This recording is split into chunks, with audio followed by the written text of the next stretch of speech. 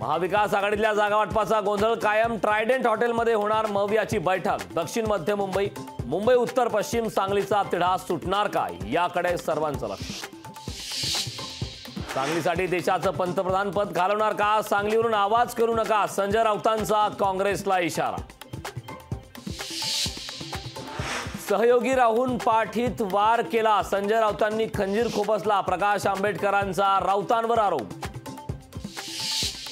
भाजप विरुद्ध शिवसेना युबीटी पक्षाचा सामना रंगणार. रत्नागिरी सिंधुदुर्गच्या जागेवर नारायण राणे लढणार. सूत्रांची माहिती, भाजप विरुद्ध शिवसेना युबीटी पक्षाचा रंगणार सामना. थोड्याच वेळात मुख्यमंत्री एकनाथ शिंदेंची पत्रकार परिषद. शिवसेनेच्या संभाव्य उमेदवारांची यादी होणार जाहीर. पार्टी जोरांच्या घड्याळात 4:20 घड्याळ तीच वेळ नवी म्हणतात. राष्ट्रवादीच्या नव्या टॅगलाईनवरून रोहित पवारांची टीका. राणांचा प्रचार करण्याची वेळ येईल त्या दिवशी राजकारणातून संन्यास घेऊ. अभिजित अडसुळांचा लोकशाही मराठीशी बोलताना भाजपवर हल्लाबोल. नवनीत राणांचा पराभव करणारच, नवनीत राणांच्या उमेदवारीला बच्चू कडूंचा विरोध.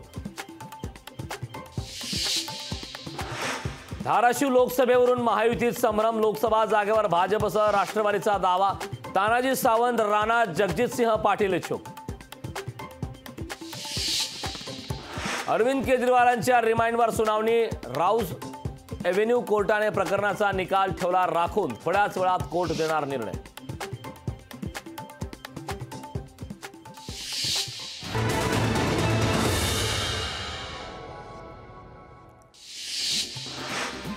विनोद पाटील शिवसेनेकडून लोकसभा लढवण्यासाठी इच्छुक. अंबादास दानवे प्रत्यक्ष अप्रत्यक्षरित्या मदत करतील, विनोद पाटलांनी व्यक्त केला विश्वास. मंत्री दिलीप वळसे पाटलांच्या हातापायाला दुखापत. वळसे पाटलांवर पुण्यातील खासगी रुग्णालयात उपचार सुरू. विजय शिवतारेंची मुख्यमंत्री आणि दोन्ही उपमुख्यमंत्र्यांसोबत सकारात्मक चर्चा. चर्चेनंतर शिवतारे बारामतीतून लढण्यावर ठाम का? आज पत्रकार परिषदेतून होणार स्पष्ट. शिवाजीराव आढळराव पाटील आणि अमोल कोल्हेंची किल्ले शिवनेरीवर भेट. दोन्ही नेत्यांच्या भेटीमुळे राजकीय चर्चांना मात्र उधाण. रायगडमध्ये सुनील तटकरेंविरोधात शेकाप. आक्रमक सुनील तटकरेंची अपयशी खासदार म्हणून नोंद. जयंत पाटलांची तटकरेंवर टीका. शेकाप अपमानाचा बदला घेणार, जयंत पाटलांचा इशारा. वैभव गायकवाड यांना दिलासा नाहीच. उल्हासनगर गोळीबार प्रकरणी वैभव गायकवाडांना अटकपूर्व जामीन अर्ज कल्याण न्यायालयाने फेटाळला. त्यामुळे वैभव गायकवाडला अटक होण्याची शक्यता. आमदार प्रणिती शिंदेंचे निवडणूक आयोगाला पत्र. पाणी पुरवठ्याच्या सामाजिक कामासाठी आचारसंहितेमधून मुभा द्या, पत्रातून मागणी.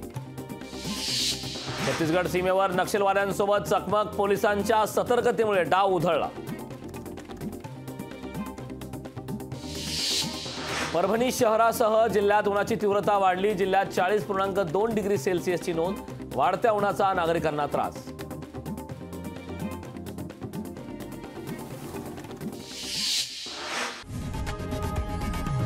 लोकशाही मराठी ऐका, पहा, जागरूक रहा.